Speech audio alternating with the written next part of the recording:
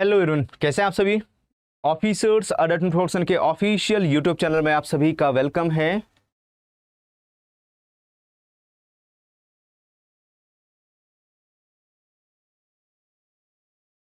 आप सभी का वेलकम है। एक बार जल्दी से कंफर्म कर दीजिए कि आप सभी को ऑडियो वीडियो ठीक है, ऑडिबल है, विजिबल है प्रॉपर्ली आप सभी को।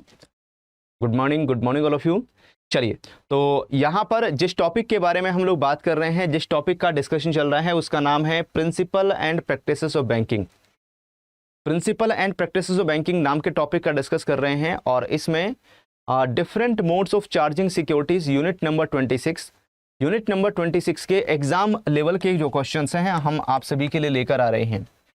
एग्जाम लेवल के जो क्वेश्चंस हैं बहुत अच्छे क्वेश्चंस आपके लिए रेगुलर बेसिस पर लेकर आ रहे हैं और सारे नए क्वेश्चंस आप सभी को डेली बेसिस पर मिल रहे हैं। चलिए, क्वेश्चन का सिलसिला स्टार्ट करेंगे, तो वीडियो को लाइक जरूर कर लेना एंड नोटिफाई मी के ऊपर क्लिक कर लेना सो दैट जितने भी पीपीपी की वीडियोस आएंगी उसका सबसे पहले जानकारी आपके पास पहुंचे। Principle and practices of banking, ये पेपर आपका कब होगा? ये पेपर आपका 16 जून को होने वाला है। 16 जून को ये पेपर होगा। टारगेट बना के चलो कि इस पेपर में आपको कम से कम 60+ मार्क्स लेकर आने हैं। हालांकि इस पेपर का सिलेबस काफ़ी लेंदी होता है, इस पेपर का सिलेबस काफ़ी बड़ा होता है यहाँ पर, ठीक है। इस पेपर का जो सिलेबस है वो काफ़ी लेंदी होता है, काफ़ी बड़ा होता है यहाँ पर, लेकिन फिर भी टारगेट बना के चलो कि मुझे कम से कम 60+ मार्क्स लाना है। और इसमें आप JIB महापैक की हेल्प लीजिए। अगर आपके पास JIB का महापैक नहीं है तो उसका लिंक वीडियो के डिस्क्रिप्शन में आपको मिल जाएगा। JIB महापैक 2.0 आपको पूरी हेल्प करेगा। JIB महापैक की हेल्प लीजिए, है ना, वो आपकी पूरी हेल्प करेगा इसमें। उससे आपको ज़्यादा एडवांटेज मिलेगा, ज़्यादा फायदा मिलेगा, क्योंकि JIB के महापैक में वो सब कुछ अवेलेबल है जो एग्ज़ाम पास करने के लिए चाहिए। एग्ज़ाम को क्लियर करने के लिए जो भी रिक्वायरमेंट है वो सब आपकी पूरी हो जाएगी JIB के महापैक से। चलिए, सिलसिला स्टार्ट करते हैं। पहला क्वेश्चन आपके सामने स्क्रीन पर आया है। क्वेश्चन नंबर 1 क्या कहता है? Pawn goods, what is the legal implication of the pawnee's decision to sell the goods, है ना। अगर पॉनी यहाँ पर गुड्स को सेल करना चाहता है, बेचना चाहता है, तो यहाँ पर लीगल इम्प्लीकेशंस क्या हैं? As per the case of Nanak Chandra Ram, है ना, राम कृष्ण दास वर्सेस लालचंद गणेशी लाल, ठीक है। AIR 1958 पुंज 222 केस है यहाँ पर, है ना। दिस इज द केस, ये केस है यहाँ पर, एंड उसमें एक डिसीजन आया था यहाँ पर, ठीक है, उसमें एक डिसीजन आया था। तो हियर अगर मैं ऑप्शन ए की बात करूं, the pawnee must sell the goods at a specific time after giving notice to the pawnor. B, selling the goods without notice is permissible and does not result in any legal consequence for the pony. C, if the pony sells the goods without the requisite notice, it constitute conversion and the pony may be liable for damage. D, the pawner can demand the return of pony's goods at any time before the sale regardless of the notice given by the pony. तो यहाँ पर ये जो case है ना, इसके basis पर अगर देखा जाए यहाँ पर, if the pawnee sells the goods without the requested notice, अगर यहाँ पर पोनी की तरफ से, पोनी मतलब जो यहाँ पर लेंडर है, अगर उसकी तरफ से गुड्स यहाँ पर सेल कर दिए जाते हैं नोटिस दिए बिना, it constitute conversion and pawnee may be liable for the damage. तो पोनी यहाँ पर डैमेज के लिए लाइबल हो जाएगा। अगर पोनी या लेंडर, अगर उसको यहाँ पर प्लेज किए गए गुड्स को सेल करना है, अगर वो प्लेज किए गए गुड्स को बेचना चाहता है यहाँ पर, तो एज पर दी इंडियन कॉन्ट्रैक्ट एक्ट 1872 नोटिस देना मैंडेटरी है, नोटिस देना जरूरी है। पहले नोटिस दिया जाएगा, ठीक है, उसके बाद में नोटिस का रिप्लाई नहीं आता, ये जो पैसे की डिमांड की गई है वो नहीं आता है, उस केस में फिर बेच पाएंगे। उस केस में पोनी जो है गुड्स को सेल कर सकता है। लेकिन अगर विदाउट नोटिस दिए बिना गुड्स को सेल कर देगा, बेच देगा, तो ऐसे केस में फिर पोनी, लेंडर यहाँ पर लाइबल हो जाएगा फॉर द डैमेजेस। डैमेजेस के लिए लायबल हो जाएगा यहाँ पर। चलिए आ जाते हैं हम लोग क्वेश्चन नंबर 2 में। क्वेश्चन नंबर 2 को देखिए यहाँ पर। क्वेश्चन नंबर 2 क्या कहता है, a contract of bailment, a contract of bailment involving own goods, what happens if the goods are lost और damage while in possession of the bailee. ठीक है, जो भी यहाँ पर बेली है, पौनी है, उसके पोजेशन में अगर यहाँ पर गुड्स हैं और वो गुड्स अगर खो जाते हैं, है ना, लॉस्ट हो गए, डैमेज हो गए यहाँ पर किसी भी कारण से, तो ऐसे केस में क्या होगा यहाँ पर, है ना, जो कॉन्ट्रैक्ट ऑफ बेलमेंट में जिसमें यहाँ पर जो भी गुड्स हैं वो अगर एक तरीके से प्लेज किए गए हैं। ऑप्शन ए कहता है baler owner is solely responsible for any losses or damage. B, the bailey pony steps into the shoes of the owner of the legal remedy and can file a suit against a third party for loss or damage.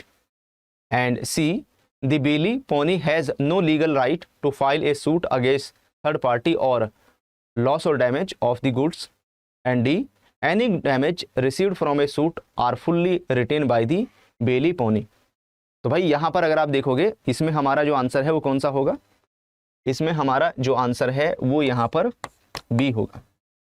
अगर मैं किसकी बात करूँ, बेली की बात करूँ, बेली यानी जो पौनी है ना, अगर मैं बेली की बात करूँ, pawnee steps into the shoes of the owner for, है ना, जिस तरह के जो राइट्स गुड्स के ओनर के पास होते हैं उसी टाइप के जो राइट है वो पौनी यानी लेंडर के पास भी आ जाते हैं यहाँ पर, और लीगल रेमेडी, है ना, लीगल एक्शन लेने के लिए। एंड यहाँ पर जो पौनी है यानी बेली भी पौनी भी क्या कर सकता है, सूट फाइल कर सकता है अगेंस्ट थर्ड पार्टी, अगर थर्ड पार्टी के द्वारा उन गुड्स को यहाँ पर लॉस या डैमेज कर दिया गया है।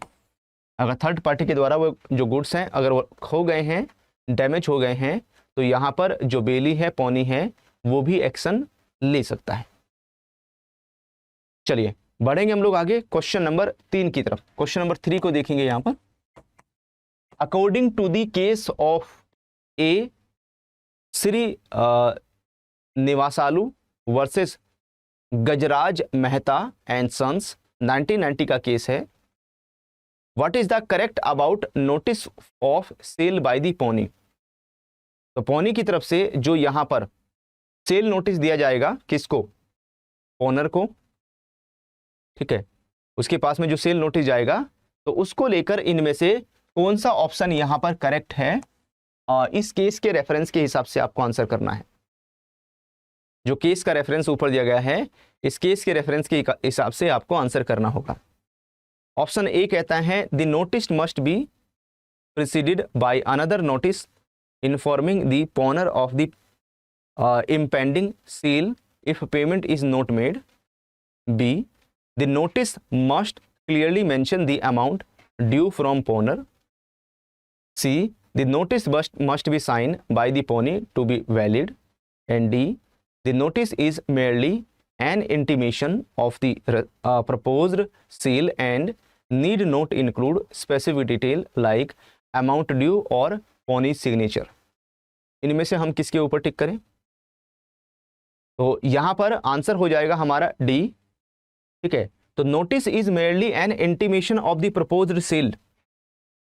जो नोटिस है वो एक इंटीमेशन है, यहां पर इंटीमेशन दिया जा रहा है यहां पर किसको, जो भी यहां पर पॉनर है।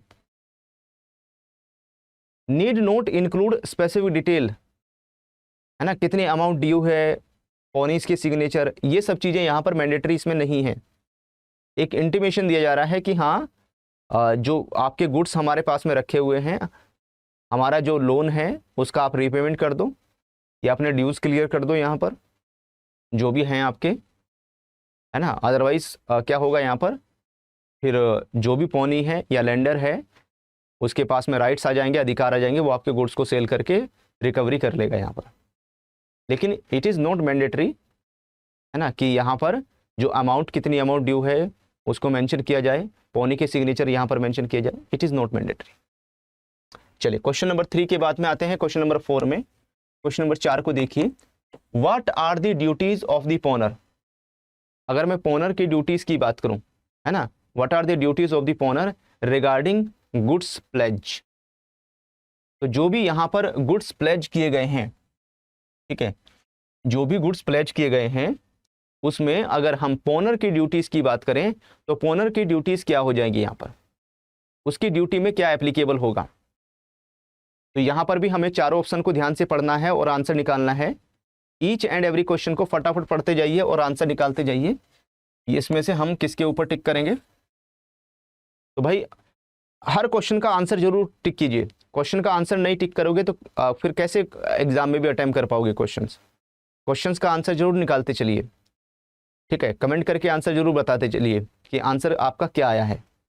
वो सही भी हो सकता है, वो गलत भी हो सकता है। अभी गलत करोगे तो बाद में सही भी होगा, है ना। गलत ही नहीं करोगे तो बाद में सही कहाँ से होगा। जो सही है तो वो सही है, ठीक है। तो यहाँ पर जो पोनर है वो रिस्पॉन्सिबल होता है reimbursing the pawnee for any losses due to undisclose fault और रिस्क इन दी गुड्स। यानी पोनर ने पोनी के पास में जो भी यहाँ पर सामान रखा हुआ है, जो भी गुड्स रखा हुआ है, और अगर उस सामान में कोई यहाँ पर फॉल्ट है जिसके बारे में पोनर ने पोनी को नहीं बताया, ठीक है, या उन गुड्स में कोई रिस्क है यहाँ पर जिसके बारे में पोनर ने पोनी को नहीं बताया, और इसकी वजह से अगर कोई लॉस, कोई डैमेज पोनी को हो जाता है, तो यहाँ पर उसके लिए जो पोनर है वो रिस्पॉन्सिबल होगा, ठीक है। वो यहाँ पर रिस्पॉन्सिबल हो जाएगा, उसको उन डैमेजेस को यहाँ पर झेलना पड़ेगा, ठीक है। ये था हमारा क्वेश्चन नंबर 4। क्वेश्चन नंबर 4 के बाद में आते हैं क्वेश्चन नंबर 5 में। क्वेश्चन नंबर 5 को देखिए, which of the following statements best describe the responsibilities of the pawnor in relation to insurance under the terms. तो यहाँ पर अगर कौन सी स्टेटमेंट बेहतर तरीके से बताएगी कि भाई यहाँ पर पोनर की रिस्पॉन्सिबिलिटी क्या है, what is pawnor responsibility in relation to insurance under the terms. अगर यहाँ पर कोई इंश्योरेंस कराया गया है उसको लेकर क्या रिस्पॉन्सिबिलिटीज रहने वाली हैं, व्हाट इज द रिस्पॉन्सिबिलिटी। तो भाई ऐसे केस में बैंकर विल इंश्योर। देखिए पोनी, जो पोनी है वो कौन है, बैंकर है।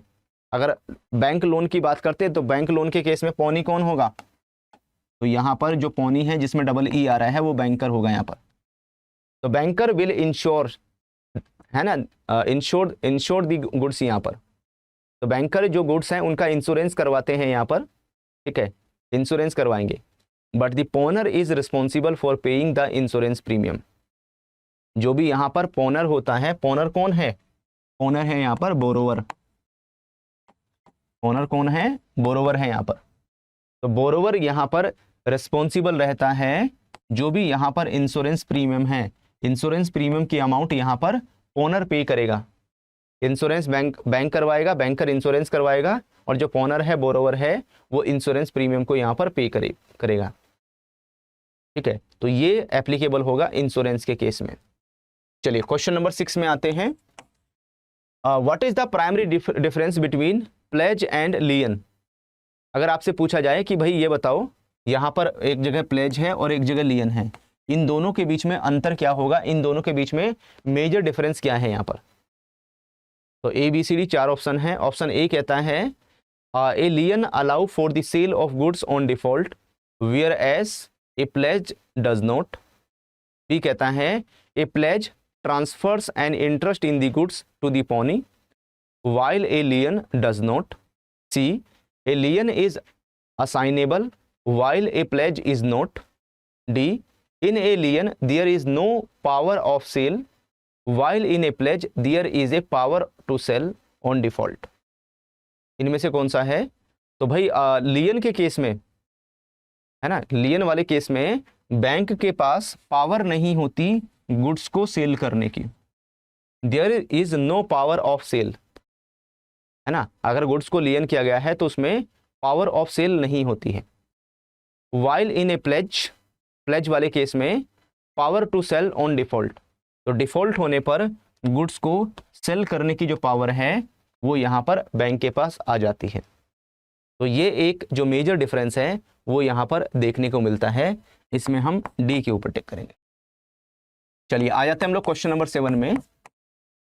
यहाँ पर एक और केस है, based on Morbi mercantile bank limited versus union of India.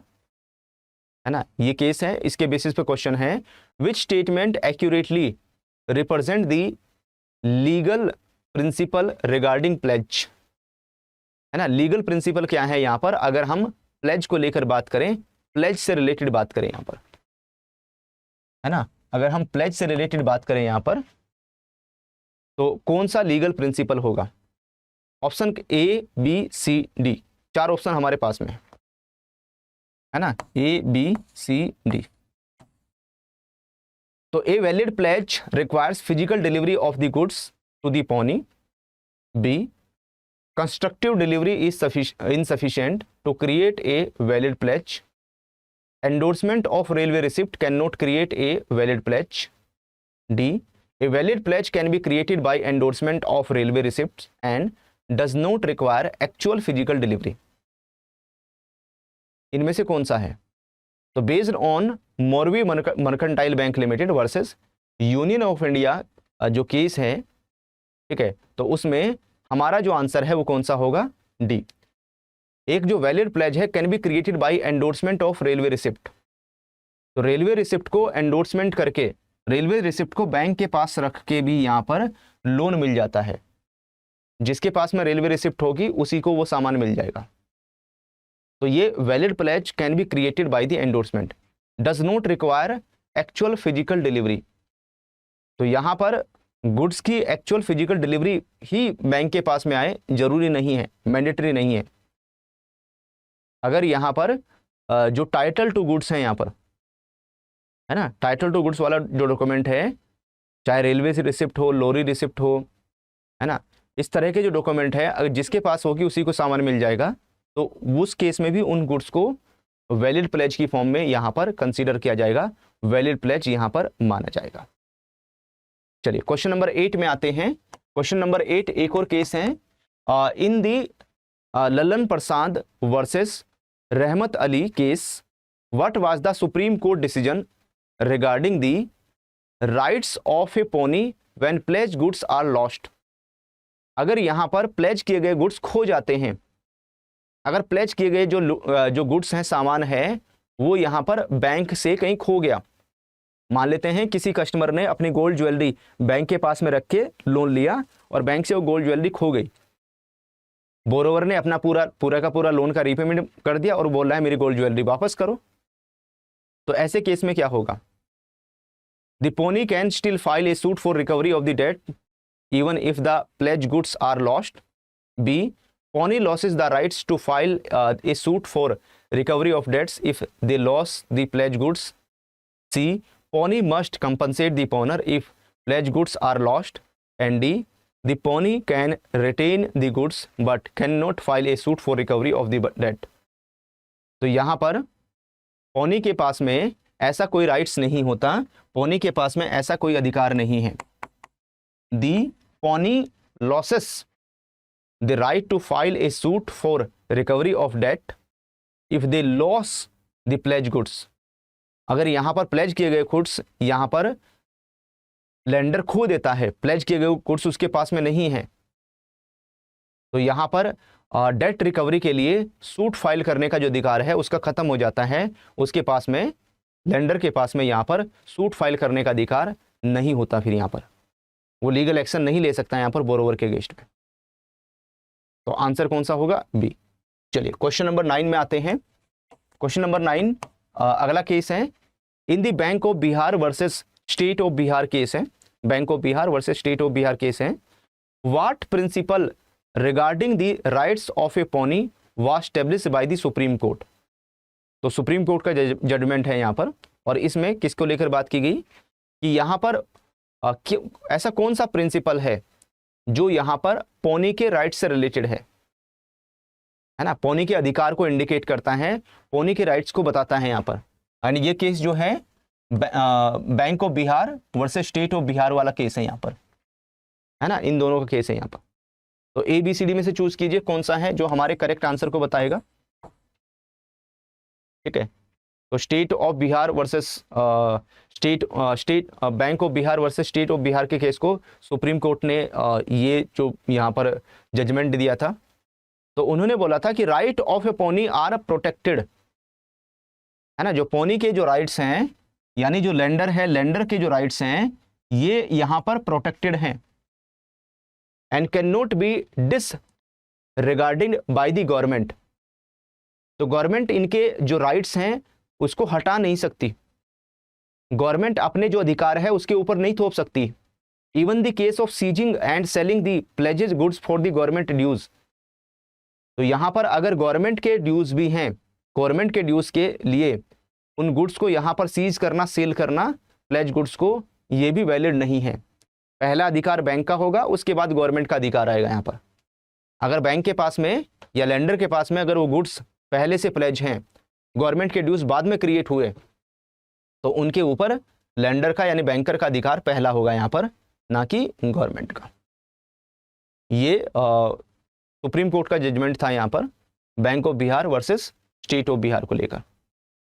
चलिए आज आगे आता है क्वेश्चन नंबर 10। क्वेश्चन नंबर 10 देखिए, in the standard Chartered Bank versus Custodian case, है ना, अगला जो केस है वो है यहाँ पर Standard Chartered Bank versus Custodian case है। इसमें सुप्रीम कोर्ट का जजमेंट क्या था? What was the supreme court decision regarding accept accretions like bonus, dividend and interest on the pledge goods. अगर प्लेज किए गए गुड्स के ऊपर कोई बोनस मिलता है, कोई डिविडेंड मिलता है, कोई इंटरेस्ट मिलता है, तो उसको लेकर क्या अधिकार है यहाँ पर, क्या राइट है यहाँ पर? तो यहाँ पर एसरेशंस का मतलब है जो बढ़ी हुई चीज है ना, जो एडिशनल बोनस, डिविडेंड या इंटरेस्ट मिल रहा है, तो उस गुड्स के ऊपर वो एक्स्ट्रा कुछ मिल रहा है यहाँ पर, और वो गुड्स किसके पास? बैंक के पास में यहाँ पर, इन लेंडर के पास पोजीशन में है। तो ऐसे केस में क्या क्या एप्लीकेबल होगा? तो यहाँ पर अगर आप देखोगे, जो पोनी है, pawnee is untitled to accretions as part of the security and can sell them with the pledge goods in case of default. तो यहाँ पर जो पोनी है, जो भी यहाँ पर बढ़ा हुआ सामान मिल रहा है, चाहे बोनस, डिविडेंड या इंटरेस्ट है, उसको यहाँ पर सिक्योरिटी के तौर पर रख सकता है, ठीक है। और जो प्लेज किए गए गुड्स हैं उनको सेल भी कर सकता है, बेच भी सकता है, अगर यहाँ पर डिफॉल्ट होता है फ्यूचर में। तो ये थे एग्जाम लेवल के सारे क्वेश्चन, एग्जाम लेवल के, है ना। कोई ना कोई क्वेश्चन आपको एग्जाम में इनमें से ही देखने को मिल जाएगा, इसी टाइप का क्वेश्चन आपको एग्जाम में देखने को मिल जाएगा। तो ये 10 वेरी इंपॉर्टेंट क्वेश्चन हैं। इन सभी क्वेश्चंस को अटेम्प्ट करके आपने कितना स्कोर किया है जल्दी से आप मेरे साथ में शेयर कर दीजिए। और एग्जाम को पास करने के लिए कॉन्सेप्ट क्लियरिटी होना बहुत जरूरी है, ठीक है, जिसे हम कहते हैं concept is power. Concept clarity होना बहुत इंपॉर्टेंट है। कॉन्सेप्ट क्लियरिटी कहाँ से होगी? जीआईबी के महापैक से होगी। जीआईबी का महापैक 2.0 वन स्टॉप सॉल्यूशन है जीआईबी की प्रिपरेशन करने के लिए, जिसका लिंक आपको वीडियो के डिस्क्रिप्शन में मिल जाएगा।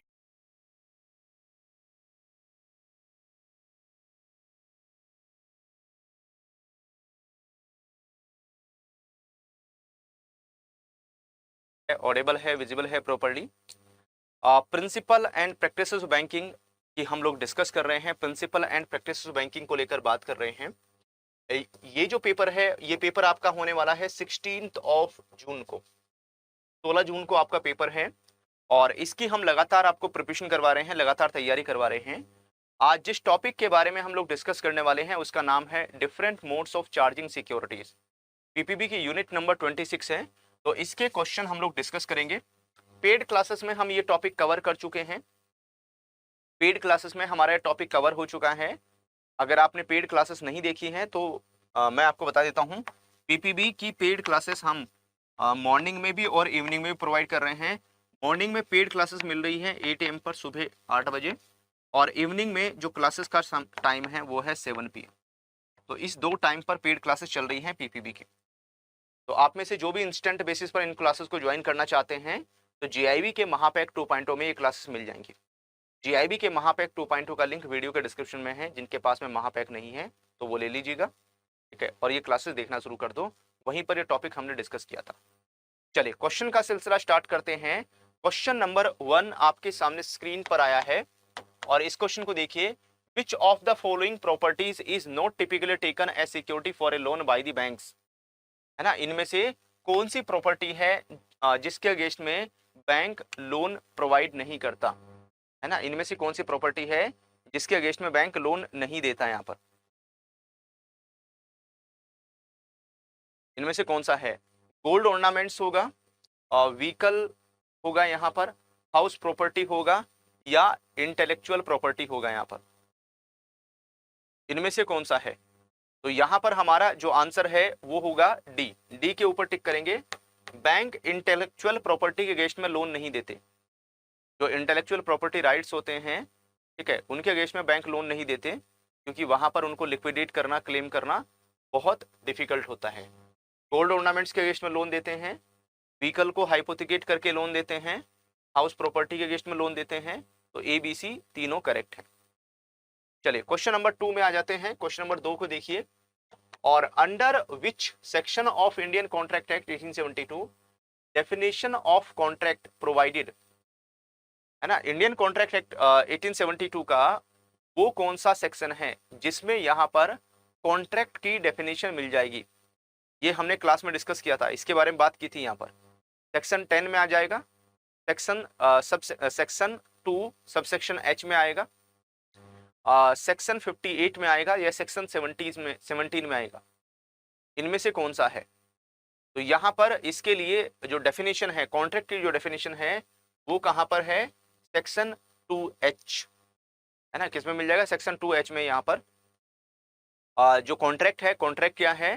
कॉन्ट्रैक्ट इज एक ऐसा एग्रीमेंट है जो एनफोर्सेबल बाय लॉ, है ना। Agreement enforceable by law is known as contract. ये कहां पर डिफाइन किया गया है? Section 2H of Indian contract act 1872 में इसके बारे में बताया गया है। चलिए आ जाते हैं हम लोग क्वेश्चन नंबर 3 में। क्वेश्चन नंबर 3 को देखिए। क्वेश्चन नंबर 3 आपके सामने स्क्रीन पर आया है।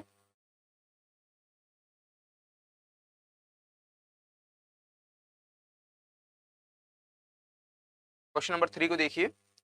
Which of the following statements is not true about constituents of a contract? अगर हम कॉन्ट्रैक्ट के कॉन्स्टिट्यूएंट्स की बात करते हैं तो उसको लेकर इनमें से कौन सा यहां पर सही नहीं है, कौन सा करेक्ट नहीं है?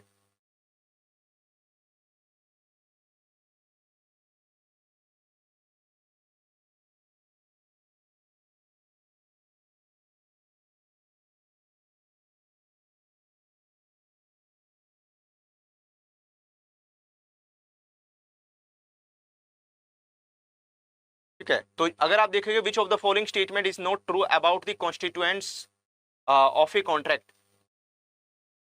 ओके, तो आंसर हमारा पहले से ही आ रहा है।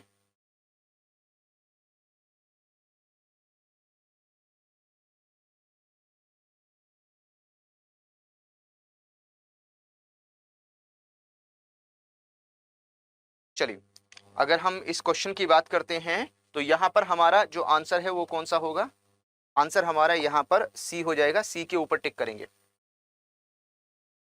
The contract must be beneficial to both parties. जो भी कॉन्ट्रैक्ट यहाँ पर साइन होता है बिटवीन दी पार्टीज, पार्टीज के बीच में जो भी कॉन्ट्रैक्ट साइन होगा, उसका जो बेनिफिट है, उसका जो फायदा है, वो दोनों पार्टीज को मिलना चाहिए। ऐसा नहीं है किसी एक ही पार्टी को बेनिफिट मिले, एक ही पार्टी को फायदा मिले, दोनों पार्टी को उसका बेनिफिट मिलना चाहिए, दोनों पार्टी को इसका फायदा मिलना चाहिए यहाँ पर। तो इसमें हम सी के ऊपर टिक करेंगे। चलिए प्रपोजल एंड ऑफर्स, ठीक है, किसकी बात करते हैं? Proposal and offers. Which of the following best illustrates the difference between proposal and invitation to offer? Here option A, proposing to B sell his car for a specific price. B कहता है A sending a letter to B asking for a quote on certain goods. C, B accepting A's proposal to buy his car. D, B sending a quotation to A for the goods A acquire about.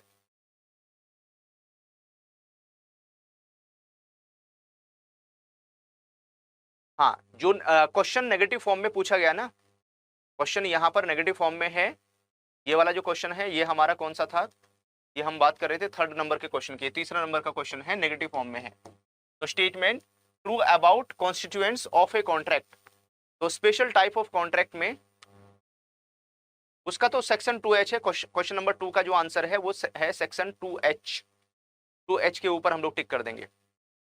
ठीक है, 3 में हम लोग टिक कर देंगे क्योंकि ये question negative form में है। The contract must be beneficial to both the parties. Contract must be made with lawful object, lawful object होना चाहिए। ठीक है, free consent of all the parties होनी चाहिए यहाँ पर, है ना, कंसिडरेशन होनी चाहिए। बेनिफिशियल फिर बोथ दी पार्टीज, ऐसा कहीं कॉन्ट्रैक्ट में मेंशन नहीं है यहाँ पर। ठीक है, जब हमने कॉन्ट्रैक्ट की डेफिनेशन पढ़ी थी ये पॉइंट वहां पर आया नहीं था, है ना, ये जो पॉइंट है वहां पर कहीं आया नहीं था।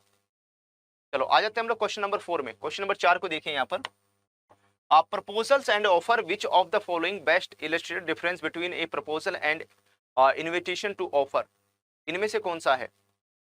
तो जब भी हम प्रपोजल और ऑफर की बात करेंगे तो A sending a letter to B asking for a quote on the certain goods, किसी सामान के लिए, किसी गुड्स के लिए कोटेशन प्राइस के बारे में पूछ रहा है। तो ए ने बी को एक लेटर सेंड किया है, यहाँ पर ए ने बी को एक लेटर दिया है, तो वो प्रपोजल है या एक इनविटेशन टू ऑफर है यहाँ पर। ओके, तो इसमें हम किसके ऊपर, बी के ऊपर टिक करेंगे। बी हमारा करेक्ट आंसर हो जाएगा इस क्वेश्चन को लेकर। चलिए बढ़ते हैं हम लोग आगे, नेक्स्ट मूव करेंगे अगले क्वेश्चन की तरफ।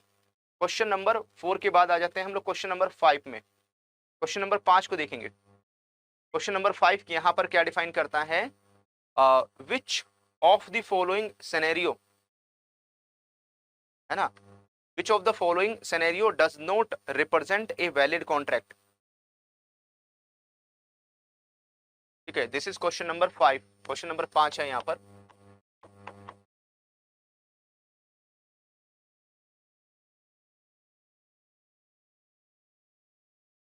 हाँ, मुझे लगता है इसमें कुछ, है ना, एरर हुआ है। ठीक है, तो इसलिए जो आंसर है वो विजिबल हो रहा है।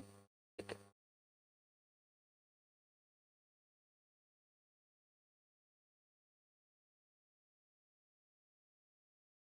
Which of the following scenario does not represent a valid contract. तो यहाँ पर D, an agreement to commit an act that is forbidden by law, है ना, जिसको यहाँ पर फॉरबिडन बाय लॉ का मतलब है किसी एक्ट या लॉ में अगर किसी पॉइंट को यहाँ पर हटा दिया गया है ना, किसी लॉ में या एक्ट में अगर यहाँ पर उसको रिमूव कर दिया गया है, उसको हटा दिया गया है।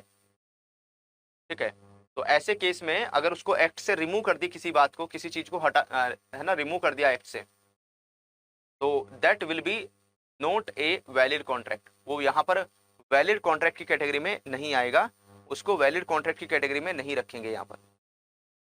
That will not be part of valid contract. चलिए क्वेश्चन नंबर 5 के बाद आते हैं हम लोग क्वेश्चन नंबर 6 में। क्वेश्चन नंबर 6 को देखिए यहाँ पर, कंसीडरेशन इन कॉन्ट्रैक्ट।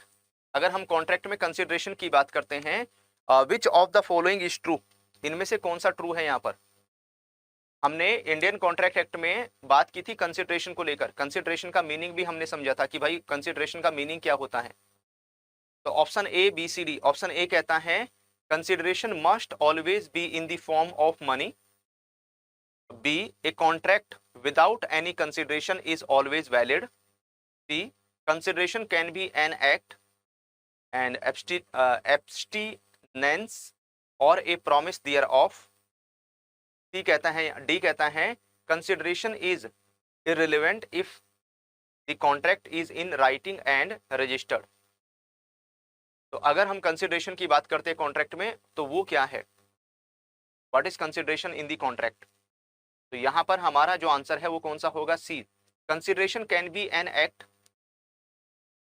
तो यहां पर मतलब जब भी किसी कॉन्ट्रैक्ट में कोई जो पार्टीज आती हैं, है ना, जब भी कॉन्ट्रैक्ट में पार्टीज आती हैं तो पार्टीज को आपस में बेनिफिट मिलना चाहिए, है ना। दो पार्टीज के बीच में कॉन्ट्रैक्ट हो रहा है तो both parties should be beneficiary. दोनों पार्टीज जो हैं वो यहाँ पर बेनिफिशियरी होनी चाहिए, दोनों पार्टीज को यहाँ पर जो बेनिफिट है वो मिलना चाहिए।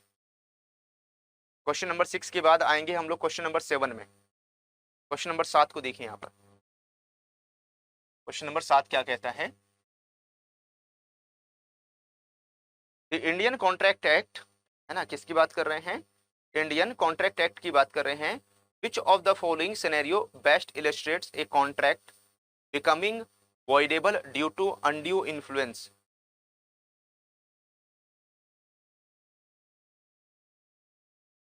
एक जो कॉन्ट्रैक्ट है वो यहाँ पर वॉइडेबल कब हो जाएगा?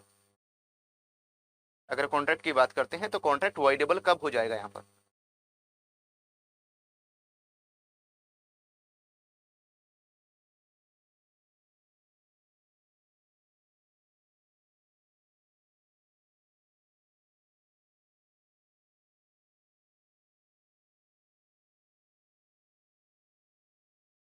ऑप्शन ए कहता है a minor entering into an agreement to sell the property, B a money lender advancing a loan to an agriculturist with an expressively high interest rate under normal circumstances. C. A businessman signing a contract under the threat of physical harm. And D. Two parties entering into a contract with a mutual misunderstanding of the fact. इनमें से कौन सा contract है जो यहाँ पर voidable की category में आएगा, जिसको वॉइडेबल कॉन्ट्रैक्ट कहेंगे, यहाँ पर जिसको वॉइडेबल कॉन्ट्रैक्ट की कैटेगरी में रखेंगे? तो यहां पर A money lenders advancing a loan to an agriculturist, है ना, एक जो मनी लेंडर है, मनी लेंडर ने कोई लोन दिया है यहां पर किसको? किसी फार्मर को, with an excessively high interest rate under normal circumstances, है ना, बहुत ज्यादा यहां पर रेट ऑफ इंटरेस्ट चार्ज कर रहा है, तो ऐसे केस में वो वॉइडेबल हो जाएगा। वॉइडेबल का मतलब है इट कैन बी वैलिड और it can be invalid. Voidable contract future में वैलिड भी हो सकता है और इनवैलिड भी हो सकता है। जरूरी नहीं है वो वैलिड हो एंड जरूरी नहीं है वो इनवैलिड हो, यहाँ पर दोनों में से किसी भी साइड में जा सकता है, दोनों में से किसी भी साइड में मूव कर सकता है यहाँ पर। तो इसमें हम बी के ऊपर टिक करेंगे, बी करेक्ट आंसर रहेगा। चलिए आ जाते हैं हम लोग क्वेश्चन नंबर 8 में। क्वेश्चन नंबर 8 को देखिए यहाँ पर, विच of the following statement is true about the relationship between a bank and its customer in context of different banking services। जो भी यहाँ पर डिफरेंट बैंकिंग सर्विसेज प्रोवाइड की जा रही हैं, जो भी डिफरेंट बैंकिंग सर्विसेज डिलीवर कर रहे हैं, अगर उसके हिसाब से देखा जाए तो कौन सा जो ऑप्शन है वो यहाँ पर ट्रू होगा, कौन सा ऑप्शन यहाँ पर सही है?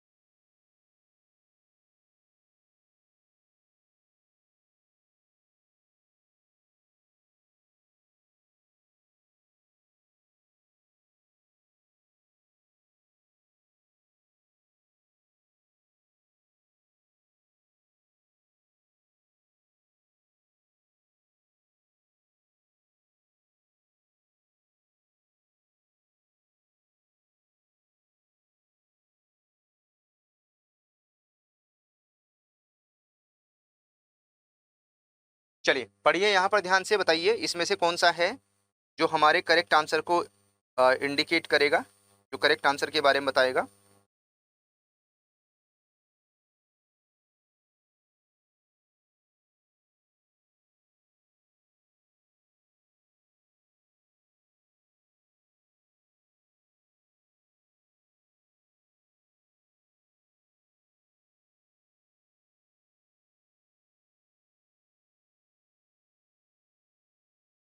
यस, तो यहां पर हमारा जो आंसर है वो कौन सा होगा? इसमें हम सी के ऊपर टिक कर देंगे, सी हमारा करेक्ट आंसर है।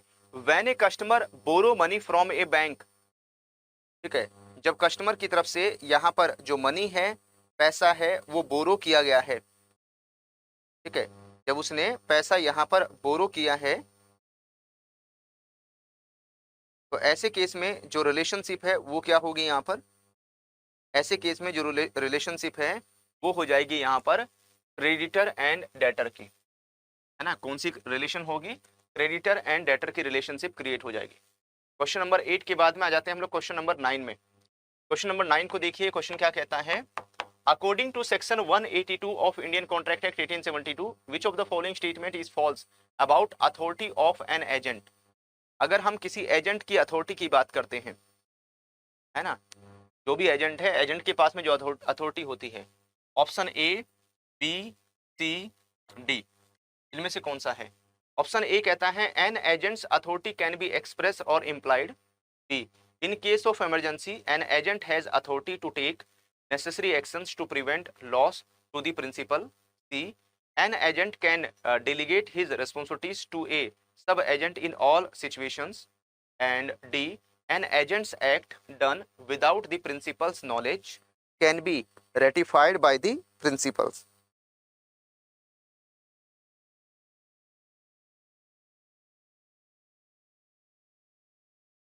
चलो इसमें बताइए हम कहां पर टिक करेंगे? तो इसमें हमारा जो आंसर है वो कौन सा होगा? सी। अगर हम किसकी बात करते हैं, एन एजेंट कैन डिलीगेट, जो एजेंट है वो डिलीगेट कर सकता है अपनी रिस्पॉन्सिबिलिटी टू ए सब एजेंट इन ऑल सिचुएशन, तो सब एजेंट को भी यहां पर डिलीगेट कर सकता है। ठीक है, तो इट इज रॉन्ग, ये यहां पर गलत हो जाएगा। ठीक है, एजेंट के पास में ऐसी कोई पावर नहीं होती कि वो अपनी अथॉरिटीज को किसको, किसी सब एजेंट को दे दे कि सब एजेंट एजेंट पे आएगा और एजेंट यहाँ पर प्रिंसिपल पे, तो ऐसा कुछ नहीं होता यहाँ पर। तो इंडियन कॉन्ट्रैक्ट एक्ट में सब एजेंट के बारे में कोई बात ही नहीं की गई है, तो वहां पर ओनली जो डिस्कशन है वो प्रिंसिपल और एजेंट के बीच में है। तो दिस स्टेटमेंट इज रॉन्ग, है ना, ये यहाँ पर रॉन्ग हो जाएगी, सी वाली। और फॉल्स ही हमें पहचानना था कि फॉल्स है ना, कौन सी स्टेटमेंट फॉल्स है यहाँ पर, उसी की बात करनी थी। चलिए क्वेश्चन नंबर 10 और आज का लास्ट क्वेश्चन भी रहेगा question number 10। Which of the following scenario correctly represent a situation wear N agent has implied authority? अगर हम किसकी बात करते हैं, इनमें से कौन सा सिनेरियो है, which of the following scenario correctly represent a situation wear N agent has implied authority? जहां पर एजेंट के पास में क्या है, इम्प्लाइड अथॉरिटी होगी यहाँ पर, है ना, agent has the implied authority. Option A कहता है A specifically instruct B to purchase goods from C on their behalf. B कहता है यहाँ पर B managing A's shop routinely orders goods from C for shop using A's funds. C कहता है यहाँ पर A verbally agrees to let B use their funds for personal expenses. D, B takes a legal action in an emergency without prior approval from A. इनमें से कौन सा है? तो यहाँ पर हमारा जो आंसर है वो हो जाएगा, कौन सी स्टेटमेंट है, B managing A shop, B A की शॉप को मैनेज कर रहा है यहाँ पर, and routinely order goods from C for the shop using A's fund. तो A के पैसे का इस्तेमाल C से ऑर्डर कर रहा है ना, C से यहाँ पर C को ऑर्डर कर रहा है सो दैट उसकी शॉप में सामान आ सके यहाँ पर, और B उसको मैनेज कर रहा है यहाँ पर। तो B working as a agent के तौर पर फॉर A, B A के लिए एजेंट के तौर पर यहाँ पर काम कर रहा है। तो ये अगर हम लोग बात करते हैं तो यहाँ पर इम्प्लाइड अथॉरिटी ऑटोमेटिक एप्लीकेबल हो जाती है, इम्प्लाइड अथॉरिटी अपने आप लागू हो जाएगी। तो these are the 10 very important questions जो कई बार आइडिया नहीं होता कि इस टॉपिक से, इन टॉपिक से किस तरह के क्वेश्चन बनते हैं, तो इस टाइप के जो क्वेश्चन है वो बनते हैं यहाँ पर। और भी मैं बहुत सारे क्वेश्चंस आप सभी को कराने वाला हूँ। तो कितना स्कोर किया है आपने, जल्दी से आप मेरे साथ में शेयर कर दीजिए। और ध्यान दीजिएगा, कॉन्सेप्ट क्लियरिटी के ऊपर बहुत ध्यान देना है ना, कॉन्सेप्ट आपको समझते जाना है, कॉन्सेप्ट क्लियरिटी बहुत जरूरी है, क्योंकि एग्जाम में क्वेश्चंस 80% क्वेश्चंस आपको ऐसे मिलेंगे जो आप फर्स्ट टाइम पहली बार देख रहे होंगे। 80% क्वेश्चन एग्जाम ऐसे होते हैं एग्जाम में। हेलो एवरीवन, कैसे हैं आप सभी ऑफिसर्स? अडर के ऑफिशियल यूट्यूब चैनल में आप सभी का वेलकम है। जितने भी कैंडिडेट्स एस्पायरेंट्स हमारे साथ में कनेक्ट हो गए हैं, भाई सभी को गुड इवनिंग और आप सभी का वेलकम है। एक बार जल्दी से कंफर्म कर दीजिए कि आप सभी को ऑडियो वीडियो ठीक है, ऑडिबल है, विजिबल है प्रॉपर्ली आप सभी को। चलिए, तो आज इस सेशन में एक नई जो सीरीज है आप सभी के लिए स्टार्ट हुई है, एंड इसमें हम मैकमिलन बेस्ड क्वेश्चंस करवा रहे हैं। और ये जो नई सीरीज आपके लिए स्टार्ट हुई है, इसमें जो 30 डेज रिमेनिंग है पीपीबी का, ठीक है, principle and practices of banking की बात करते हैं। इसमें जो 30 डेज का टाइम पीरियड रिमेनिंग है उसके हिसाब से हम आपको तैयारी करवा रहे हैं, उसके हिसाब से आपको प्रिपरेशन करवा रहे हैं। यानी 30 दिन में बेहतर तरीके से आप जो पीपीबी है उसकी प्रिपरेशन करेंगे, उसकी तैयारी करेंगे, एंड सो दैट एग्जाम को आप फर्स्ट अटेम्प्ट सिंगल अटेम्प्ट में क्लियर कर सकें यहाँ पर। तो हम लगातार आपको प्रिपरेशन करवा रहे हैं, तो वीडियो को लाइक जरूर कर लीजिएगा एंड ऑफिसर अड्डा 24/7 यूट्यूब चैनल को आप लोग सब्सक्राइब करके जरूर रख लीजिएगा। जो 30 डेज लेफ्ट है उसमें पीपीबी के मैकमिलन बेस्ड क्वेश्चन, आज इसकी क्लास नंबर 1 आपके लिए स्टार्ट हो रही है। तो एक एक दिन जो है आपका वो है ना कम होता चला जाएगा और एग्जाम की डेट हमारी नजदीक आ जाएगी। चलिए तो स्टार्ट करते हैं। Principle and practices of banking में जिस टॉपिक के क्वेश्चंस की हम प्रैक्टिस करने वाले हैं, मैं आपको करवा रहा हूं PPB principle and practices of banking में यूनिट नंबर 26। यूनिट नंबर 26 के जो क्वेश्चन हैं उनकी हम तैयारी करेंगे, उसकी प्रिपरेशन करने वाले हैं। तो पहला क्वेश्चन आपके सामने स्क्रीन पर आ रहा है और ये जो क्वेश्चन है पीपीबी का मॉड्यूल बी और यूनिट नंबर 26 का क्वेश्चन है।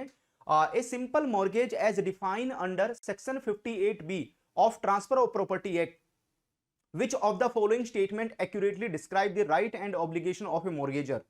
तो जो भी यहां पर मॉर्गेजर होता है, मॉर्गेजर के राइट्स की बात करते हैं, मॉर्गेजर के ऑब्लिगेशंस की बात करते हैं, तो ट्रांसफर ऑफ प्रॉपर्टी एक्ट कैसे उसको डिफाइन करेगा?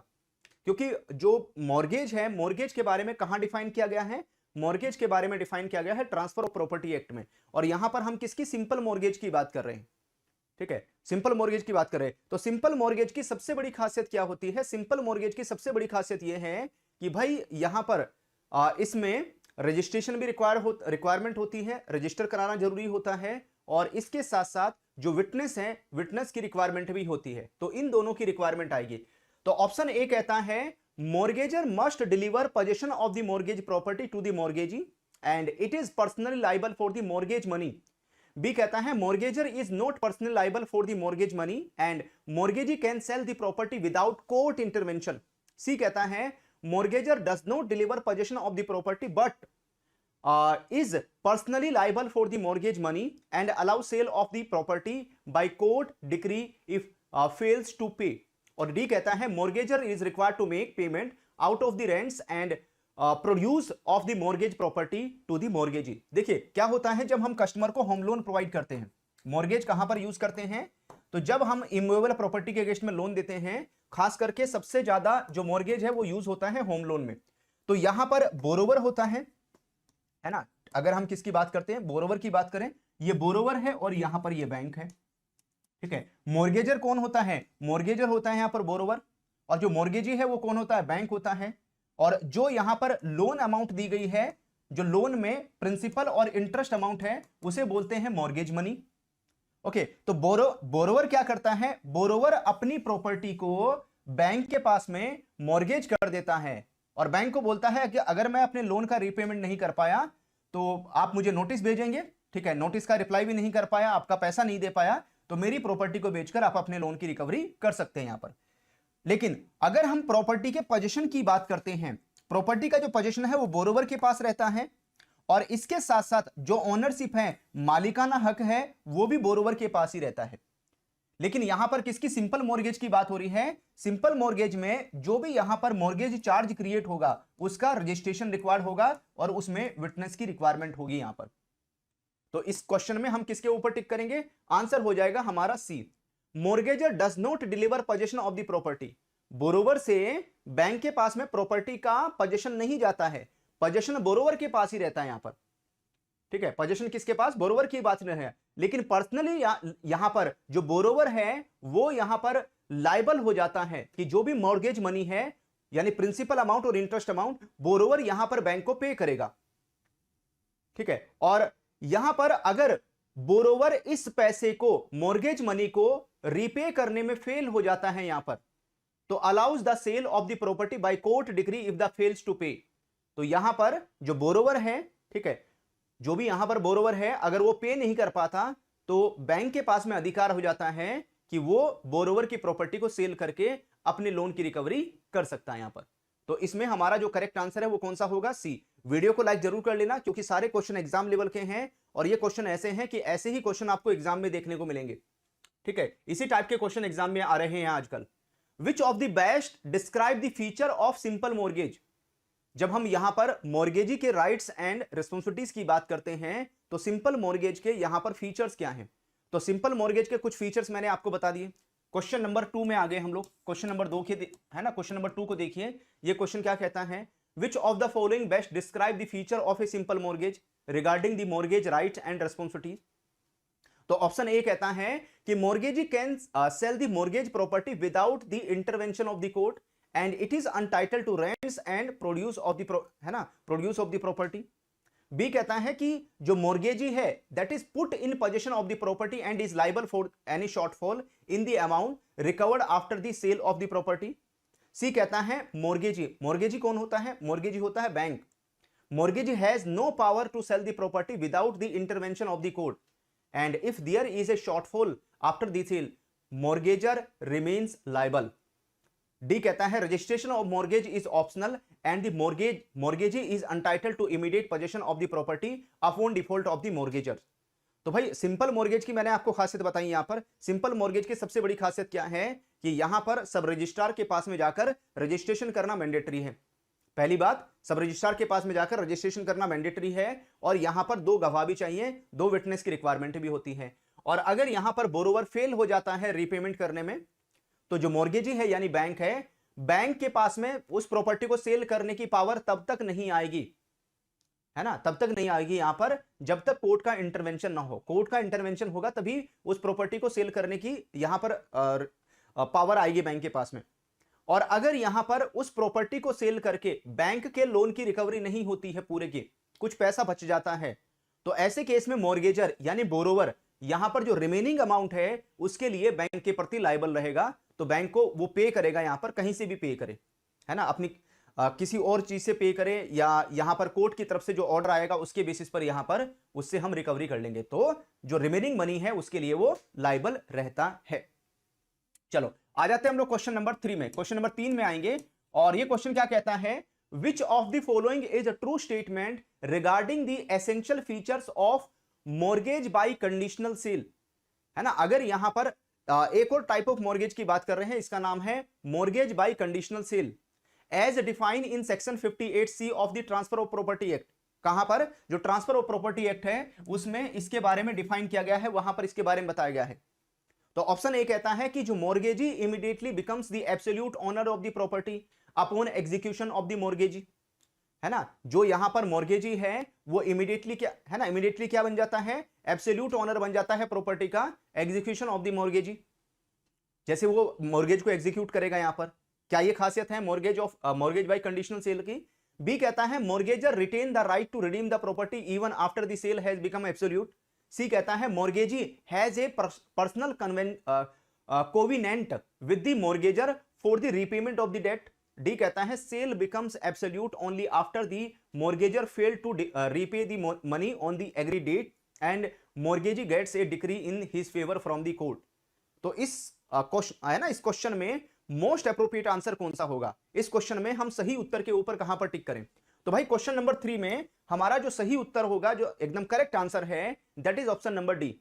तो जो मॉर्गेज बाय कंडीशनल सेल है उसकी सबसे बड़ी खासियत यही होती है कि अगर मॉर्गेजर यानी बोरोवर अगर यहां पर जो भी मॉर्गेज मनी है यानी प्रिंसिपल और इंटरेस्ट अमाउंट को अगर वो रीपे करने में फेल हो जाता है, उसका रीपेमेंट नहीं कर पाता यहां पर, है ना, उसको रीपे करने में फेल हो जाता है, उसका रीपेमेंट नहीं कर पाता यहां पर, तो ऐसे केस में जो सेल है बिकम्स एब्सोल्यूट।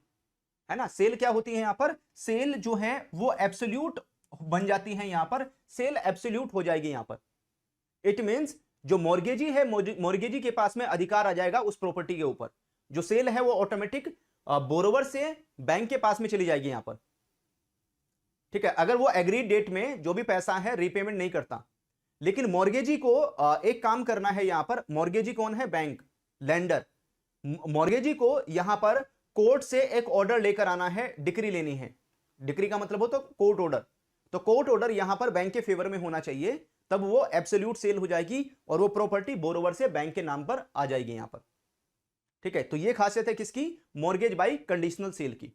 चलिए बढ़ते हम लोग आगे। नेक्स्ट क्वेश्चन नंबर 3 के बाद में आते हैं हम लोग क्वेश्चन नंबर 4 में। क्वेश्चन नंबर 4 को देखिए, what distinguish usufructuary mortgage as per the section 58D of transfer of property act. भाई किसकी बात हो रही है ना, ये बहुत कई बार ये जो है ना, ये जो एक टाइप ऑफ मॉर्गेज है जिसका नाम है, नाम ही बड़ा अजीब सा है इसका, यूसुफ्रक्चुअरी मॉर्गेज। तो कई एस्पिरेंट्स तो इसका नाम सुन के ही है ना क्वेश्चन को छोड़ देते हैं, ये नहीं हो पाएगा, पता नहीं कौन से मॉर्गेज की बात हो रही है, ठीक है, लेकिन बहुत आसान है, बहुत इजी है। इसके बारे में भी ट्रांसफर ऑफ प्रॉपर्टी एक्ट में आपको मिल जाएगा, सेक्शन 58D में इसके बारे में डिफाइन किया गया है। तो ऑप्शन ए कहता है यहां पर the mortgagee is untitled to sell the mortgage property to recover the mortgage money without court intervention. B कहता है mortgagor delivers possession of the property to the mortgagee who can appropriate rents and profits from the property in lieu of interest or mortgage payment. C कहता है mortgager does not deliver possession of the property to the mortgagee and the mortgage has no right to property profits or rents. D कहता है mortgagee has a personal covenant with the mortgager for the repayment of debt and mortgager retains possession of the property. भाई यूसुफ्रक्चुअरी mortgage की सबसे बड़ी खासियत यह होती है कि बैंक के पास में, यानी लेंडर के पास में, है ना, लेंडर कह लो, बैंक कह लो या मॉर्गेजी कह लो, ठीक है। मॉर्गेजी कौन होता है? बैंक या लेंडर होता है यहां पर, जिसने लोन दिया है उसे मॉर्गेजी कहते हैं। उसके पास में इस प्रॉपर्टी का पोजीशन आ जाता है यहां पर। एक यूसुफ्रक्चुअरी मॉर्गेजी एक ऐसा मॉर्गेज है जिसमें यहां पर जो पोजीशन है वो किसके पास आ जाएगा? पोजीशन यहां पर आ जाता है बैंक के पास में।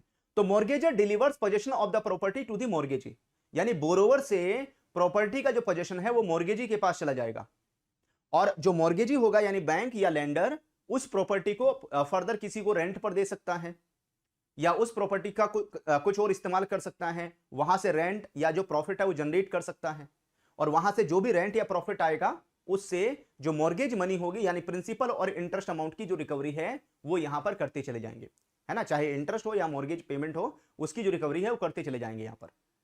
और इसके साथ साथ जो बोरोवर पे करेगा वो अलग चीज रहेगी यहां पर। बोरोवर जो प्रिंसिपल और इंटरेस्ट अमाउंट पे करेगा दैट विल बी डिफरेंट, ठीक है, वो भी पे कर देगा। और जब सारा का सारा लोन रीपेमेंट हो जाएगा, चाहे वो यहां से हो रेंट या प्रॉफिट्स की फॉर्म में, या बोरोवर खुद से पे करे यहां पर, तो जब सारा का सारा पैसा बैंक का आ जाएगा, प्रिंसिपल और इंटरेस्ट अमाउंट आ जाएगा, तो बैंक इस प्रॉपर्टी का पोजीशन वापस बोरोवर को दे देगा यहां पर।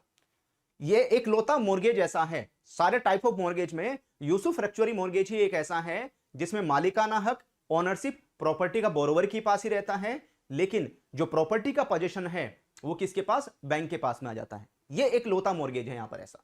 तो इसमें हम किसके ऊपर? बी के ऊपर टिक करेंगे, बी हमारा करेक्ट आंसर रहेगा। चलिए आ जाते हैं हम लोग क्वेश्चन नंबर 5 में। What are the essential features, है ना, अगर मैं किसकी बात करूं, what are the essential features of usufructuary mortgage as per the section 58D of transfer of property act.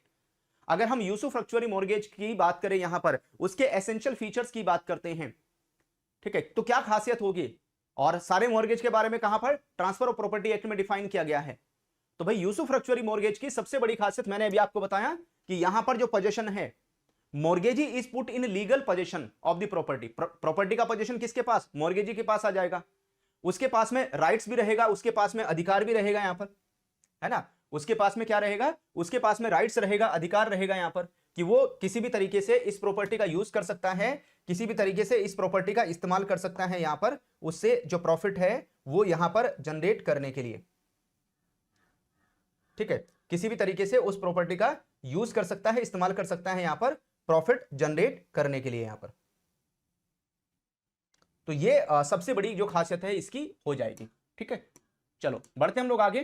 तो यहां पर हम लोग डिस्कस कर रहे थे क्वेश्चन नंबर 6 में आ गए थे, आई थिंक क्वेश्चन नंबर 5 था, या 5 के बाद आ रहे हैं 6 में। तो इसका जो आंसर है हमारा कौन सा हो जाएगा? सी के ऊपर टिक करेंगे, ठीक है। तो mortgagee put in legal possession of the property and right to receive rents profits and which may be appropriate towards the mortgagee यहां पर। तो भाई ईच एंड एवरी क्वेश्चन को पढ़ते रहिए, साथ साथ जो आंसर है वो भी करते चलिए यहां पर। चलिए क्वेश्चन नंबर 6 में आ रहे हैं हम लोग, क्वेश्चन नंबर 6 को देखते हैं यहां पर। इंग्लिश मॉर्गेज के बारे में पूछा गया है, तो मुझे लगता है आज सारे के सारे आपके टाइप्स ऑफ मॉर्गेज कवर हो जाएंगे, है ना, आज सारे के सारे हम जो टाइप्स ऑफ मॉर्गेज है उनको कवर कर लेंगे। तो किसकी बात कर रहे हैं? इंग्लिश मॉर्गेज की बात कर रहे हैं। तो English mortgage as defined under section 58E of transfer of property act, which of the following true, है ना, इसमें ट्रू कौन सा है यहां पर? तो भाई इंग्लिश मॉर्गेज बहुत कमाल का मॉर्गेज है एंड सबसे सेफ मॉर्गेज होता है बैंक के लिए, है ना। अगर आपसे कोई पूछे कि कौन से टाइप का मॉर्गेज सबसे सेफ होता है बैंक के लिए, जिसमें बैंक सबसे ज्यादा सिक्योर रहेगा लोन देकर, तो बैंक जिसमें सबसे ज्यादा सिक्योर रहता है लोन देकर वो होता है यहां पर इंग्लिश मॉर्गेज। इंग्लिश मॉर्गेज में सबसे ज्यादा सेफ रहता है बैंक, क्योंकि यहां पर क्या होता है, ये जो बोरोवर है ना, ये बोरोवर है और यहां पर ये बैंक है, तो जो प्रॉपर्टी है वो बोरोवर से बैंक के नाम पर चली जाती है ना, जो प्रॉपर्टी है वो क्या होगी, बोरोवर से बैंक के नाम पर चली जाएगी, बोरोवर से बैंक के नाम पर ट्रांसफर हो जाएगी। और जब बोरोवर पूरा का पूरा लोन का रीपेमेंट कर देगा, फिर ये बैंक से बोरोवर के नाम पर वापस ट्रांसफर होगी। लेकिन ये सबसे महंगा मॉर्गेज भी है। अगर इस मॉर्गेज की बात करते हैं तो सबसे कॉस्टली मॉर्गेज की कैटेगरी में भी आता है ये इंग्लिश मॉर्गेज। यही एक ऐसा लोता मॉर्गेज है जिसमें ओनरशिप, मालिकाना हक बोरोवर से बैंक के पास में ट्रांसफर हो जाता है। यही एक लोता ऐसा मॉर्गेज है। तो mortgagor transfer the property absolute to the mortgagee, यानी बोरोवर से बैंक के पास में जो प्रॉपर्टी है वो एब्सोल्यूट तरीके से मालिकाना हक ट्रांसफर हो जाता है ना, subject to condition of retransfer. Condition क्या रहती है, रीट्रांसफर करेगा यहां पर जब मॉर्गेज मनी का पूरा 100% रीपेमेंट हो जाएगा, तो फिर यह बैंक से वापस बोरोवर के नाम पर आएगी। तो आंसर कौन सा होगा, बी। चलिए क्वेश्चन नंबर 6 के बाद में आते हैं हम लोग क्वेश्चन नंबर 7 को। देखिए, which of the following statement is true about the essential of mortgage by deposit of title deeds. अच्छा, इंडिया में मोर देन 99% जो मॉर्गेज इस्तेमाल होता है ना, आप अपने ब्रांच में भी देखोगे, आप अपने ऑफिस में भी देखोगे, ठीक है, अपने बैंक में देखेंगे तो मोर देन 99% जो मॉर्गेज यूज होता है वो होता है यहां पर इक्विटेबल मॉर्गेज, या इसे बोलते हैं mortgage by deposit of title deeds. सबसे ज्यादा इस्तेमाल होने वाला, सबसे ज्यादा यूज होने वाला मॉर्गेज यही है, सबसे ज्यादा यूज होता है यहां पर। इसकी खासियत क्या होती है, ये इसलिए सबसे ज्यादा यूज होता है, इसकी सबसे बड़ी खासियत यह है कि भाई यहां पर खर्चा सबसे कम है। मॉर्गेज क्रिएट करने का जो कॉस्ट है ना, वो सबसे लीस्ट है यहां पर, इस मॉर्गेज में सबसे लीस्ट है, यहां पर सबसे कम है, सबसे कम खर्चा आता है मॉर्गेज क्रिएट करने में, क्योंकि ना तो यहां पर रजिस्ट्रेशन की रिक्वायरमेंट है, ना ही यहां पर विटनेस चाहिए। बोरोवर क्या करता है, बोरोवर अपने प्रॉपर्टी के जो ओरिजिनल डॉक्यूमेंट होते हैं ना, है ना, अपनी प्रॉपर्टी के जो है ना यहां पर ओरिजिनल पेपर होते हैं, ओरिजिनल कागज होते हैं, वो यहां पर बैंक के पास में रख देता है। जो भी सेल डीड वगैरह होती है ओरिजिनल, वो बैंक के पास रखी जाती है यहां पर, ठीक है। और जो लैंड रिकॉर्ड्स होते हैं उसमें चढ़ जाता है, वहां पर एंट्री हो जाती है कि ये जो प्रॉपर्टी है वो बैंक के पास में मॉर्गेज है। बस इतना ही होता है इसमें। और इसीलिए सबसे ज्यादा यूज होता है बैंक में इक्विटेबल मॉर्गेज। अगर आपसे कभी कोई पूछता है कि बैंक में सबसे ज्यादा यूज होने वाला मॉर्गेज कौन सा है, तो वो है इक्विटेबल मॉर्गेज। इसका दूसरा नाम है mortgage by deposit of title deeds. तो in a mortgage of deposit of title deeds, mortgagor deliver document of title to the creditor. Creditor का मतलब यहां पर बैंक, लेंडर, जिसने लोन दिया है, तो वो अपने प्रॉपर्टी के जो डॉक्यूमेंट है ना, जिसे बोलते हैं डॉक्यूमेंट ऑफ टाइटल, भाई जिस व्यक्ति के नाम पर वो प्रॉपर्टी होगी उसके पास पेपर होंगे यहां पर, तो उन्हें वो किसके पास में, बैंक के पास में रख देगा यहां पर। और बैंक को यहां पर है ना राइटिंग में भी दे देगा कि intent to create security of the property, कि जो प्रॉपर्टी है मैंने बैंक के पास मॉर्गेज कर दी है क्योंकि मैंने बैंक से लोन लिया है यहां पर। तो इसमें हम सी के ऊपर टिक करेंगे। चलिए आ जाते हैं हम लोग क्वेश्चन नंबर 8 में। क्वेश्चन नंबर 8 की क्या खासियत क्या होगी, what is the correct procedure for creating equitable mortgage. तो इक्विटेबल मॉर्गेज क्रिएट करने का सबसे जो करेक्ट प्रोसेस है वो क्या है, यहां पर कैसे क्रिएट करेंगे। तो अभी मैंने बातों बातों में आपको बता दिया है कि कैसे यहां पर क्रिएट करेंगे, है ना। अभी मैंने बातों बातों में आपको बता दिया है कि किस तरीके से इक्विटेबल मॉर्गेज क्रिएट करेंगे यहां पर। तो बिल्कुल यहां पर जो इक्विटेबल मॉर्गेज है, created by deposit of original title deed, है ना। ओरिजिनल टाइटल डीड का मतलब है कि प्रॉपर्टी के जो ओरिजिनल पेपर हैं वो बैंक के पास में यहां पर रखे जाएंगे, और बैंक के पास वो पेपर तब तक रखे रहेंगे जब तक बोरोवर अपने पूरे के पूरे लोन का रीपेमेंट नहीं करता यहां पर, ठीक है। Require stamp duty on the memorandum of entry but no registration. Equitable mortgage में रजिस्ट्रेशन कराने की रिक्वायरमेंट नहीं है, लेकिन जो स्टैम्प ड्यूटी एप्लीकेबल होती है, स्टैम्प ड्यूटी लगेगी यहां पर, है ना। स्टैम्प ड्यूटी जाएगी एज पर दी स्टेट गवर्नमेंट, जो राज्य सरकार ने स्टैम्प ड्यूटी डिसाइड कर रखी है उतनी पे करनी पड़ेगी, बट यहां पर रजिस्ट्रेशन कराने की रिक्वायरमेंट नहीं होगी। चलिए आ जाते हैं हम लोग क्वेश्चन नंबर 9 में। What is the merits of equitable mortgage. Equitable mortgage के फायदे क्या हैं यहां पर, है ना। तो समझ गए होंगे आप, है ना। बातों ही बातों मैंने आपको इसके इस मॉर्गेज के फायदे भी गिनवा दिए हैं, इस मॉर्गेज के मैंने बेनिफिट भी आपको गिनवा दिए कि भाई इस मॉर्गेज के बेनिफिट्स क्या हैं, फायदे क्या हैं यहां पर, ठीक है। तो बेनिफिट्स भी आपने काउंट कर लिए। तो अगर मैं बेनिफिट्स की बात करूं, the borrower can save on registration charges and process involve minimal formalities. तो रजिस्ट्रेशन चार्जेस बच जाते हैं बोरोवर के, रजिस्ट्रेशन चार्जेस वगैरह की खर्चा नहीं आता यहां पर, वरना जो भी यहां पर प्रॉपर्टी की वैल्यू होती है उसका 10% का रजिस्ट्रेशन चार्ज चले जाता है। मान लेते हैं प्रॉपर्टी 50 लाख रुपए की, 50 लाख का 10% निकाल लो, कितना हो गया, ठीक है, इतना बड़ा खर्चा होता है रजिस्ट्रेशन कराने पर। तो यहां पर और जो फॉर्मेलिटीज है वो मिनिमम करनी होती है, बहुत सारे है ना, बहुत सारे जो कॉन्ट्रैक्ट डॉक्यूमेंट नहीं होते हैं यहां पर, बहुत सारी, ऐसा नहीं स्टैंप ड्यूटी बहुत सारी लगेगी यहां पर, तो खर्चा बहुत कम होता है यहां पर, यही इसकी सबसे बड़ी खासियत है, इसीलिए ये सबसे ज्यादा कामयाब भी है, सबसे ज्यादा यूजफुल मॉर्गेज भी है यहां पर। चलिए आज का लास्ट क्वेश्चन देख लेते हैं, क्वेश्चन नंबर 10। क्वेश्चन नंबर 10 को देखिए, what is the key distinction between simple mortgage and English mortgage. बताओ, दोनों के बारे में मैंने आपको डिफाइन कर दिया है कि भाई सिंपल मॉर्गेज क्या होता है, इंग्लिश मॉर्गेज क्या होता है, दोनों के बीच में अंतर क्या है, दोनों के बीच में डिफरेंस क्या है यहां पर, है ना, दोनों के बीच में डिफरेंस क्या होगा। तो सिंपल मॉर्गेज में जो ओनरशिप है, सिंपल मॉर्गेज में जो ओनरशिप है, मालिकाना हक है, वो बोरोवर के पास रहता है। इंग्लिश मॉर्गेज में जो मालिकाना हक है वो बोरोवर से बैंक के नाम पर ट्रांसफर हो जाता है। सिंपल फंडा है, बिल्कुल सिंपल है यहां पर, ठीक है। तो हम किसके ऊपर टिक कर देंगे, डी के ऊपर टिक करेंगे। In a simple mortgage, mortgage is created by your deposit of title deeds, ठीक है। तो यहां पर जो सिंपल मॉर्गेज है, मॉर्गेज इज क्रिएटेड और deposit of title deeds, whereas in English mortgage the possession of mortgagee property is not given to the mortgagee. तो यहां पर जो पोजेशन है वो नहीं जाता, ठीक है। इंग्लिश मॉर्गेज में पोजेशन बोरोवर के पास ही रहता है, इंग्लिश मॉर्गेज में जो पोजेशन है वो किसके पास, बोरोवर के पास ही रहता है। लेकिन जो सिंपल मॉर्गेज की बात करते हैं, तो सिंपल मॉर्गेज में चाहे ओनरशिप की बात करो, पोजेशन की बात करो, दोनों के दोनों बोरोवर के पास रहती है, ठीक है। रजिस्ट्रेशन यहां पर रिक्वायरमेंट होती है। लेकिन वहीं पर जब हम इंग्लिश मॉर्गेज की बात करते हैं, तो इंग्लिश मॉर्गेज में बोरोवर से बैंक के पास में जो ओनरशिप है वो यहां पर ट्रांसफर हो जाती है। तो आंसर कौन सा होगा, डी के ऊपर टिक करेंगे। तो these are the 10 very important questions. कितना स्कोर किया है आपने सभी क्वेश्चंस को अटेम्प्ट करके, जल्दी से आप मेरे साथ में शेयर कर दीजिए। और भाई कैसे लगे आपको ये सारे के सारे क्वेश्चन, मेरे साथ में अपना जो एक्सपीरियंस है वो भी शेयर करते चले। एग्जाम से पहले इन क्वेश्चन को 2-3 बार रिवाइज जरूर कर लेना। इनमें से मॉर्गेज का कोई ना कोई क्वेश्चन आपको एग्जाम में इनमें से ही मिल जाएगा। यहां पर अगर मॉर्गेज का क्वेश्चन किसी भी शिफ्ट में आता है ना, तीनों में से किसी भी शिफ्ट में अगर मॉर्गेज का कोई क्वेश्चन आया तो इन्हीं में से कोई मॉर्गेज का क्वेश्चन आपको मिल जाएगा एग्जाम में। तो अच्छे से, हेलो एवरीवन, गुड इवनिंग सभी को ऑडिबल है, एक बार जल्दी से कंफर्म कर दीजिए क्या ऑडियो वीडियो ठीक है, ऑडिबल है, विजिबल है प्रॉपर्ली आप सभी को। चलिए, तो हम लोग डिस्कस कर रहे हैं, हम लोग बात कर रहे हैं प्रिंसिपल एंड प्रैक्टिस बैंकिंग की। और आजकल हम टाइप्स ऑफ चार्जेस में मॉर्गेज वाले क्वेश्चंस डिस्कस कर रहे हैं आपके साथ में। प्रिंसिपल एंड प्रैक्टिस बैंकिंग का जो पेपर है वो आपका 16 जून को है, ये पेपर आपका 16 जून को होने वाला है। और जोरों शोरों से इसकी जो प्रिपरेशन है वो आगे बढ़ाते जाएं, ठीक है।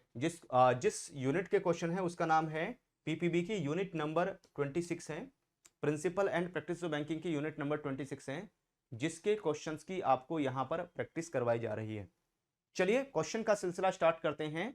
तो एक क्वेश्चन आपके सामने स्क्रीन पर आया है, इस क्वेश्चन को देखिए। ये क्वेश्चन क्या कहता है, पीपीबी मॉड्यूल बी और यूनिट नंबर 26 है। Question number 1, what does section 69 of transfer of property act stipulate regarding enforcement of mortgage. जब यहां पर मॉर्गेज के एनफोर्समेंट की बात आती है, जब मॉर्गेज के एनफोर्समेंट को लेकर बात करेंगे, तो सेक्शन 69 में क्या डिफाइन किया गया है, सेक्शन 69 में क्या बताया गया है यहां पर, है ना, क्या डिफाइन किया गया है। तो ऑप्शन ए कहता है यहां पर कि mortgage must always seek court intervention to sell the mortgage property irrespective of the mortgage type. B, mortgage is permitted to sell the mortgage property without the intervention of the court in certain cases. C, mortgager can prevent the sale of mortgage property by any means even after the mortgagee has obtained a court decree. D, all types of mortgage require the mortgagee to obtain a foreclosure decree before selling the mortgage property। यहाँ पर इनमें से कहाँ टिक करें, तो yes हमारा जो answer है वो बी हो जाएगा। अगर मॉर्गेजी की बात करते हैं तो मॉर्गेजी कौन है, मॉर्गेजी होता है यहां पर बैंक, मॉर्गेजी है बैंक या लेंडर जिसने लोन दिया है, ठीक है। वो परमिटेड है, वो मॉर्गेज प्रॉपर्टी को बेच सकता है यहां पर without the intervention of the court in certain cases. जैसे इक्विटेबल मॉर्गेज है, तो इक्विटेबल मॉर्गेज में कोर्ट के इंटरवेंशन की रिक्वायरमेंट नहीं होती, यहां पर कोर्ट के इंटरवेंशन के बिना यहां पर प्रॉपर्टी जो मॉर्गेज प्रॉपर्टी है उसको सेल करके अपने लोन की रिकवरी की जा सकती है। चलिए आ जाते हैं हम लोग क्वेश्चन नंबर 2 में। Under section 69 of transfer of property act, है ना, इनमें से कौन सी ऐसी सिचुएशन है जिसमें यहां पर जो भी मॉर्गेज प्रॉपर्टी है वो यहां पर सेल की जा सकती है, मॉर्गेज प्रॉपर्टी को बेच सकते हैं without the intervention of the court. Court के इंटरवेंशन की रिक्वायरमेंट नहीं है, मॉर्गेज प्रॉपर्टी को डायरेक्टली बेच सकते हैं यहां पर। ऑप्शन ए कहता है when the mortgage is simple mortgage and mortgagor is a member of specified race, है ना, सेक्शन, ट्राइब या class. B, in case of English mortgage where neither the mortgagor not the mortgage is Hindu, है ना, Mohammedan, Buddhist और member of any other specific group. C, any time after the mortgage deed is executed regardless of the type of mortgagee or parties involved. D कहता है only when the mortgagee is an individual and the mortgager is a member of a government institution. तो यहां पर in case of English mortgage, है ना, English mortgage के case में bank यहां पर विदाउट द कोर्ट इंटरवेंशन उस प्रॉपर्टी को सेल कर सकता है जहां पर mortgagor and mortgagee Hindu and Mohammedan, Buddhist or a member of any other specified group, है ना, इनमें से कहीं से बिलोंग करता है तो उसकी प्रॉपर्टी को सील करके लोन की रिकवरी की जा सकती है। चलिए क्वेश्चन नंबर 3 में आएंगे। क्वेश्चन नंबर 3 को देखिए, according to the provision of section 69, section 69 के ही प्रोविजन आ रहे हैं यहाँ पर ट्रांसफर ऑफ प्रॉपर्टी एक्ट में, what condition must be met before exercising power of sale without court intervention. ठीक है, तो यहां पर क्या कंडीशंस मीटअप करनी होंगी, क्या कंडीशंस यहां पर फुलफिल होनी चाहिए, है ना, before exercising power of sale without court intervention. Court intervention के बिना यहां पर सेल किया जा सकता है, बेचा जा सकता है। ठीक है, तो उनमें से क्या होगा, तो ABCD में से हमें चूज करना है, ध्यान से चूज करते चलिए, बताइए। तो ऑप्शन ए कहता है mortgagor must be in default payment for at least 6 months after the mortgage deed is executed. B कहता है यहां पर notice in writing requiring payment must be served and the principal money or part thereof must be in default for 3 months after such service. C, the mortgagee must obtain a preliminary decree from the court before serving notice to the mortgager. D, any interest under the mortgage must be in arrear and unpaid for 6 months after becoming due. तो answer क्या होगा कि हमें customer को पहले writing में एक notice देना पड़ेगा, कस्टमर को जो नोटिस है वो भी किस में, रिटर्न नोटिस देना पड़ेगा यहां पर, जिसमें हम पेमेंट की डिमांड करेंगे कस्टमर से और उसका एक समय होगा, उसका एक टाइम पीरियड होगा यहां पर। ठीक है, प्रिंसिपल मनी और या part thereof must be in default. और दूसरा, जब भी हम यहां पर, ठीक है, जब भी हम यहां पर बिना कोर्ट के इंटरवेंशन के प्रॉपर्टी को सेल करके अपने लोन की रिकवरी करने जाएंगे तो यहां पर जो भी मनी है वो डिफॉल्टेड होने चाहिए। ठीक है, पार्शियल मनी या part thereof must be defaulted 3 महीने या आफ्टर सच सर्विस, यानी वो एनपीए हो चुका हो। 3 महीने का होने का मतलब क्या है कि भाई वो यहां पर एनपीए हो चुका हो, नॉन परफॉर्मिंग एसेट की कैटेगरी में आ चुका हो यहां पर। ठीक है, तो ऐसे केस में हम यहां पर उस प्रॉपर्टी को सेल करेंगे जब वो एनपीए हो जाएगा और प्रॉपर नोटिस देगा।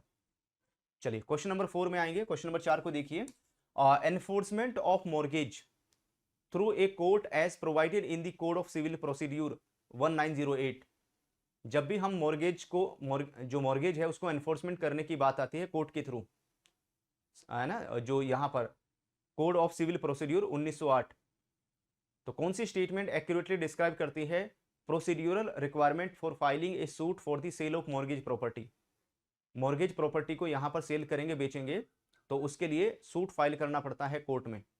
तो वी हैव 4 ऑप्शन, चारों में से चूज कीजिए। वीडियो को लाइक जरूर कर लेना सो दैट सारे क्वेश्चन आपके अकाउंट में सेव हो जाएं, और अगर ऐसा क्वेश्चन एग्जाम में आ जाता है तो आंसर निकालना बहुत मुश्किल हो जाता है। ठीक है, और इसमें आपको महारत हासिल होगी प्रैक्टिस करने से।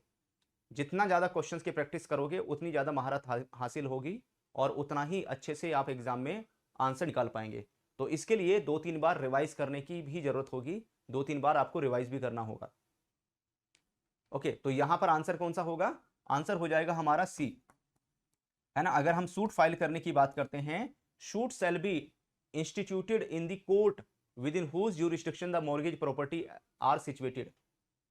तो यहां पर जो उसी कोर्ट में सूट फाइल होगा, उसी कोर्ट में यहां पर केस दायर होगा जिस ज्यूरिसडिक्शन में वो प्रॉपर्टी आती है यहां पर, है ना। मॉर्गेज प्रॉपर्टी जिस ज्यूरिसडिक्शन में आती है, जिस एरिया में आती है, वहीं का जो आसपास का कोर्ट होगा उस एरिया का, ठीक है, उसी में केस फाइल होगा यहां पर। इसके ऊपर केस स्टडी बेस्ड क्वेश्चन भी आता है, लेकिन अगर ये पॉइंट आपको पता है तो उस केस स्टडी का भी आप जो आंसर है इजिली निकाल सकते हैं। चलिए आ जाते हैं हम लोग क्वेश्चन नंबर 5 में। क्वेश्चन नंबर 5 क्या कहता है, what is the distinction between lease and sale of immovable property. अगर कोई प्रॉपर्टी लीज पर दी गई है, कोई प्रॉपर्टी लीज पर दी गई है, और अगर किसी इमूवेबल प्रॉपर्टी को सेल कर दिया गया, कोई इमूवेबल प्रॉपर्टी अगर लीज पर दी गई और एक इमूवेबल प्रॉपर्टी सेल कर दी, यहां पर दोनों के बीच में डिफरेंस क्या होगा, दोनों के बीच में अंतर क्या आएगा यहां पर। तो इसमें A B C D 4 option है हमारे, ए बी सी और डी। इन चारों में से कहां टिक करें हम। ऑप्शन ए कहता है a lease is a temporary transfer of ownership whereas a sale is a permanent transfer. B in a lease there is an absolute transfer of property while in a sale it is a partial or limited transfer. C a lease involve the transfer of the right to enjoy the property, that is separating ownership from possession, whereas a sale is an absolute transfer of property. D a sale transfer the right to use the property for a specific time while a lease is a transfer of ownership for an indefinite period। यहां पर तो अगर हम lease और cell की बात करते हैं तो जो लीज होती है वो टेम्परेरी ट्रांसफर होता है ओनरशिप का, है ना। अगर हम किसकी बात करते हैं, अच्छा यहां पर एरो हमारा रॉन्ग है, तो एरो हमारा सी के ऊपर आएगा, ठीक है, इसमें हम सी के ऊपर लेकर जाएंगे इसको।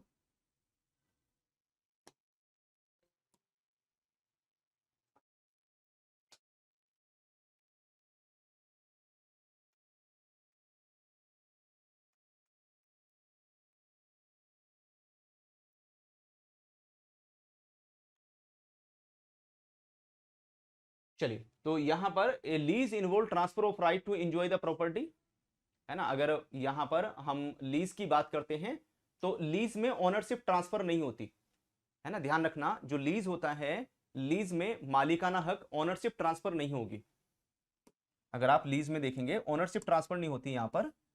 लीज का मतलब है जब आप कोई प्रॉपर्टी रेंट पर लेते हैं, तो अगर आपने कोई प्रॉपर्टी रेंट पर ली है तो क्या उसमें यहां पर ओनरशिप ट्रांसफर होती है, नहीं। लेकिन उस प्रॉपर्टी को एंजॉय करने के जो राइट्स हैं वो आपके पास ट्रांसफर हो जाते हैं, उस प्रॉपर्टी का आप इस्तेमाल कर सकते हैं, यूज कर सकते हैं, ठीक है, जितने समय के लिए भी आपने उसको रेंट पर लिया है यहां पर। वहीं पर ठीक है, separating ownership from the possession, और सेल में जो एब्सोल्यूट ट्रांसफर हो जाता है यहां पर, है ना, प्रॉपर्टी एब्सोल्यूट तरीके से ट्रांसफर हो जाएगी। यानी जब हम किसकी सेल की बात करते हैं तो सेल में ओनरशिप ट्रांसफर होती है, यहां पर मालिकाना हक ट्रांसफर हो जाएगा, ओनरशिप और पोजीशन दोनों ट्रांसफर हो जाता है यहां पर बायर के पास में, ठीक है। तो ये एक डिफरेंस मिलेगा, ये एक अंतर यहां पर मिल जाएगा। चलिए बढ़ेंगे हम लोग आगे एंड नेक्स्ट मूव करेंगे, ठीक है, अगले क्वेश्चन की तरफ। तो ये हम क्वेश्चन डिस्कस कर रहे थे यहां पर,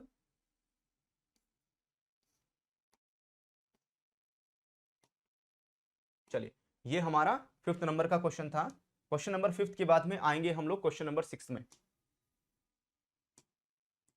ये हमारा क्वेश्चन नंबर 5 था यहां पर। क्वेश्चन नंबर 5 के बाद क्वेश्चन नंबर 6 में आ जाओ। What is the stipulated notice period for terminating a lease for agriculture or manufacturing purpose in the absence of a written contract or local usages, है ना। नोटिस पीरियड कितना रहेगा यहां पर, अगर किसी लीज को टर्मिनेट करना है ना, कोई लीज है यहां पर और लीज को टर्मिनेट करना है, ठीक है, किसके लिए, एग्रीकल्चर या मैन्युफैक्चरिंग पर्पस के लिए, in the absence of a written contract or local usages यहां पर। तो 3 months notice by either the lessor or lessee. B no notice period is required for agriculture or manufacturing lease. C 6 month notice by either the lessor or lessee. D 1 month notice by either lessor or lessee. यहां पर तो भाई जो notice देने की requirement आएगी वो यहां पर 6 month की होगी, 6 महीने का नोटिस देना पड़ेगा। 6 month का नोटिस देकर यहां पर लेसर या लेसी, है ना, जिसने यहां पर लीज पर प्रॉपर्टी दी है या जिसने लीज पर प्रॉपर्टी ली है, दोनों में से कोई भी पार्टी यहाँ पर कॉन्ट्रैक्ट को टर्मिनेट कर सकती है, लेकिन 6 महीने का नोटिस देकर यहाँ पर टर्मिनेशन हो जाएगा, दोनों पार्टीज के बीच में कॉन्ट्रैक्ट खत्म हो सकता है। चलिए क्वेश्चन नंबर 7 में देखिए यहाँ पर in the case of Chapsi Bhai है ना, Dhanji Bhai Danad versus Purushottam, what was the supreme Court interpretation of the lease in the question, है ना। यहां पर सुप्रीम कोर्ट ने जो लीज है, लीज को लेकर क्या इंटरप्रिटेशन किया, लीज को लेकर क्या डिफाइन किया यहां पर इस केस में। तो ऑप्शन ए कहता है Supreme Court held that lease was a permanent and inheritable lease. B, the lease was interpreted as a standard commercial lease without any special conditions. C, lease was deemed a temporary lease valid only for the duration of the lessee lifetime. And D, Supreme Court concluded that the lease was for an indefinite period but was not inheritable and permanent। यहां पर तो lease को लेकर जो यहां पर define किया, तो लीज के बारे में सुप्रीम कोर्ट ने कंक्लूड किया कि lease was for a indefinite period, है ना। जो लीज है वो इंडेफिनिट पीरियड के लिए हो सकती है, बट वाज नॉट इनहेरिटेबल और परमानेंट, परमानेंट नहीं हो सकती और इनहेरिटेबल नहीं होती। मतलब यहां पर ऐसा नहीं है कि नेक्स्ट जनरेशन को ट्रांसफर हो जाएगी यहां पर, ठीक है। ग्रांडफादर से मदर्स, है ना, ग्रांड मदर या ग्रांडफादर से या फादर या मदर से आगे उनके बच्चों के नाम पर ट्रांसफर हो रही है, ठीक है, जैसे और प्रॉपर्टीज में होता है, वो प्रोविजन इसमें नहीं होता यहाँ पर। हालांकि जो लीज हैं, आपने देखा भी होगा, गवर्नमेंट भी अपनी प्रॉपर्टीज लीज पर देती हैं, और उसमें जो प्रॉपर्टीज लीज पर दी जाती है वो 99 ईयर्स के लिए दी जाती है, ठीक है। जो लीज है वो मैक्सिमम कितने के लिए, 99 ईयर्स, 99 साल के लिए लीज पर दी जाती है यहाँ पर प्रॉपर्टीज। तो ये एक सुप्रीम कोर्ट का इंटरप्रिटेशन था यहाँ पर। चलिए क्वेश्चन नंबर 7 के बाद में आते हैं क्वेश्चन नंबर 8 में। Based on lease term and inheritance which statement accurately reflect the interpretation of a lease duration and inheritability। तो अगर हम लीज के ड्यूरेशन की बात करते हैं, लीज के समय की बात करते हैं और इनहेरिटेबिलिटी की बात करते हैं, तो इन दोनों को लेकर कौन सा ऑप्शन सही होगा। तो वी हैव 4 स्टेटमेंट यहां पर। Option A, lease for a fixed period that include a provision for the lessee's heirs to inherit the lease implies that the lease is permanent. इनमें से कौन सा है, तो यहां पर हमारा जो आंसर है वो होगा सी, ठीक है। तो अगर मैं लीज की बात करूं, जो लीज हैं provided for the heirs of the lease to inherited for the remainder of the lease period is consider a life time lease not permanent. तो यहां पर लीज का जो समय है, टाइम पीरियड है, वो लाइफ टाइम लीज हो सकती है। यहां पर लाइफ टाइम लीज का मतलब होता है 99 ईयर्स। जो लाइफ टाइम लीज होती है उसका मतलब है यहाँ पर 99 ईयर्स, 99 साल होता है यहाँ पर।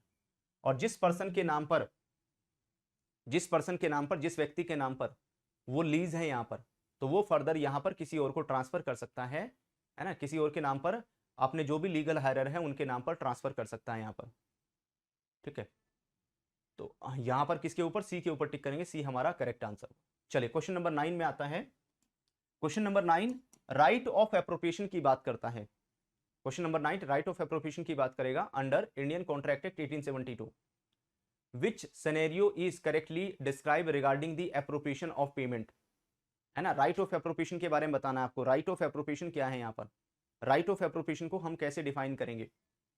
तो राइट ऑफ एप्रोप्रिएशन में हमने बात की थी यहाँ पर किस चीज को लेकर, कि भाई अगर यहाँ पर इंस्ट्रक्शन आर नॉट गिवन, कोई पेमेंट आपके पास में आई है, कोई कस्टमर आया, आपको कुछ पैसा देकर चला गया और उसने इंस्ट्रक्शन नहीं दी, नहीं बताया इस पैसे का करना क्या है, तो जिस अकाउंट में सबसे ज़्यादा नीड होगी, जो भी मोस्ट अप्रोप्रिएट होगा यहाँ पर, उस अकाउंट में उस पैसे को जमा कर देंगे।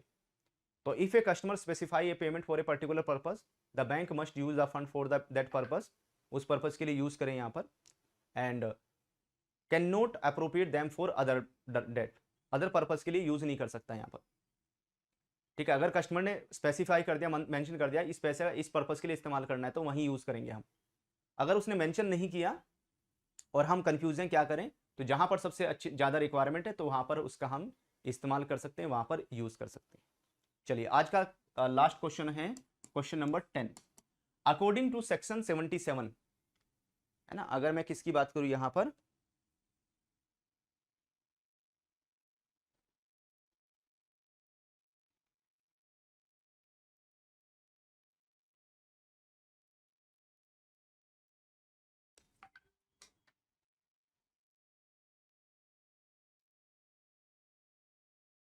चलिए आगे बढ़ते हैं। According to section 77 of the companies act 2013 which of the following types of charges must be registered by a company. Company के द्वारा इनमें से कौन से टाइप का जो चार्ज है उसको रजिस्टर करने की रिक्वायरमेंट आएगी, है ना, कौन से टाइप का चार्ज होगा जिसको रजिस्टर करना ही करना होगा। तो यहां पर जो चार्ज क्रिएट है ना रजिस्टर करने की रिक्वायरमेंट आएगी, ए charge on uncalled capital of the company. ठीक है, अगर कोई यहां पर अनकॉल्ड कैपिटल है यहां पर, ठीक है, जब भी कैपिटल की बात आएगी कंपनी के द्वारा तो ऐसे केस में उसे आरओसी के पास में रजिस्टर कराना होता है यहाँ पर। ठीक है, या कोई प्रॉपर्टीज वगैरह है, इमूवेबल प्रॉपर्टीज है, तो उसमें भी जो चार्ज है वो यहाँ पर आरओसी के पास में। कंपनी का जो चार्ज है किसके पास रजिस्टर होता है, कंपनी का चार्ज यहाँ पर रजिस्टर होता है आरओसी के पास, रजिस्ट्रार ऑफ कंपनीज के पास। तो these are the very important question. सारे क्वेश्चंस आपको अटेम्प्ट करने में कैसे लगे, है ना, ये जो सारे क्वेश्चंस आपने अटेम्प्ट किए हैं, कितना स्कोर किया है शेयर कीजिए, और कैसे लगे आपको सारे क्वेश्चंस। मैं हमेशा कोशिश करता हूं कि आपको एग्जाम लेवल के क्वेश्चन प्रोवाइड करूं, सो दैट एग्जाम में आपको जो क्वेश्चन मिलेंगे, ठीक है, वो उस लेवल के हो, एग्जाम को आप फर्स्ट अटेम्प्ट सिंगल अटेम्प्ट में क्लियर कर सकें।